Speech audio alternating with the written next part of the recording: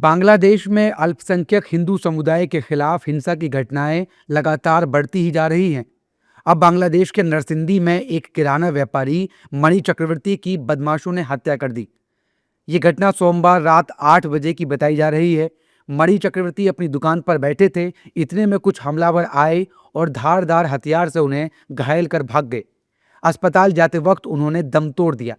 अब इस घटना के बाद भारत में राजनीति शुरू हो गई है। विपक्षी नेता घटना की निंदा कर रहे हैं। नहीं, देखिए, ये बहुत भयानक खबर है। कहीं भी किसी भी देश में मानवता पर इस तरीके से अत्याचार हो, उसका हम लोगों को विरोध करना चाहिए, और खासकर अल्पसंख्यक वर्गों का, क्योंकि अल्पसंख्यक वर्ग दुनिया में कई जगहों पे जब देखा गया है कि बहुसंख्यक वर्ग जो है अपना एक वर्चस्व काम करने के लिए हिंसा का इस्तेमाल करता है, तो उसकी भर्त्सना करनी चाहिए, उसके खिलाफ बात करनी चाहिए। मैं आशा करूंगा कि बांग्लादेश सरकार से हमारी सरकार बात करेगी, उन पर प्रभाव डालेगी।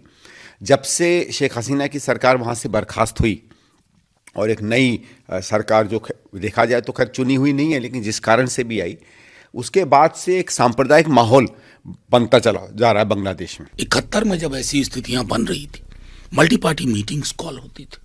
आज क्या है? आज तो जब प्राइम मिनिस्टर के बारे में ऊंची टिप्पणी अमेरिका में होती है, भारत के प्रधानमंत्री हैं, तब भी शून्य, सन्नाटा, कोई चर्चा नहीं। और एक बात मैं और कहूं, दक्षिण एशिया का पूरा आर्किटेक्चर चिंता का विषय बनता जा रहा है। हम सारे मुल्क अपना रिपोर्ट कार्ड देखने में असमर्थ, हम कैसा व्यवहार कर रहे हैं। जबकि एनडीए नेता भी बांग्लादेशी सरकार पर हमलावर हैं और भारत सरकार से बांग्लादेश में हिंदुओं की सुरक्षा के लिए उचित प्रबंध करने की मांग कर रहे हैं।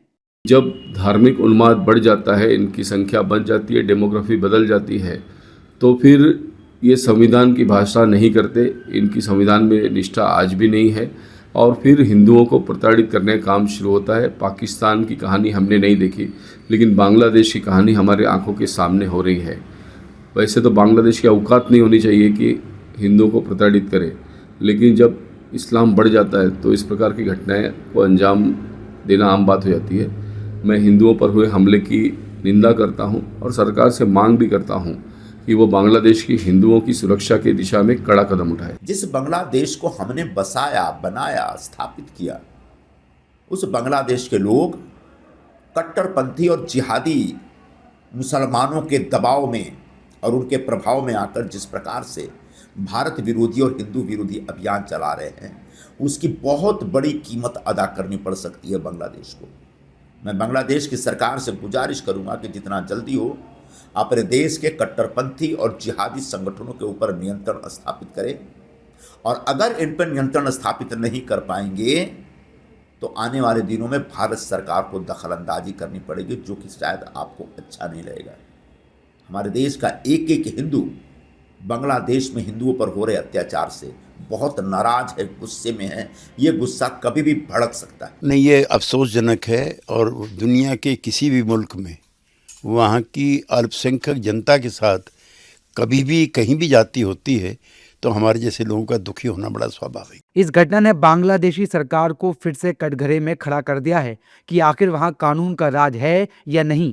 कैसे कोई भी आकर किसी की जान ले रहा है, आखिर कैसे आए दिन हिंदुओं की हत्याएं की जा रही हैं। बहरहाल इन घटनाओं को लेकर भारत में विरोध प्रदर्शन भी जारी हैं।